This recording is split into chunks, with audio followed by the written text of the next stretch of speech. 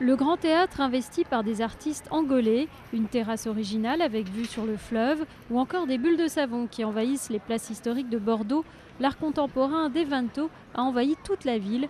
Au hasard des rues, des œuvres furtives s'offrent à un public demandeur.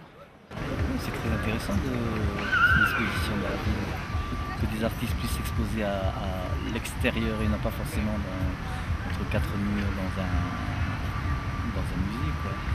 Le concept, c'était de proposer aux artistes de réfléchir à des œuvres qui réagissent avec Bordeaux et qui puissent se retrouver à un moment donné ou à un autre dans des lieux en allant à la rencontre du public.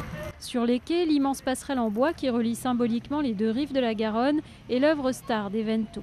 Sur place, des médiateurs sont présents. Ils sont une cinquantaine à sillonner la ville pour expliquer les œuvres au public. Une manière d'ouvrir aux novices un art contemporain souvent jugé inaccessible. On n'est pas là pour dire un discours, on ne fait pas une visite guidée. On est là vraiment pour répondre à des questions, pour essayer d'échanger avec le public. Et c'est là que se crée finalement une relation entre art et public par la médiation du médiateur, justement. C'est sympa d'avoir le contact avec vous pour savoir l'état d'esprit, mais qui a travaillé, quel est le but. Mais en même temps, nous, on est dans le parcours de cette œuvre d'art et c'est bien de voir ce qu'on y ressent. Donc c'est aussi une expérience personnelle intérieure.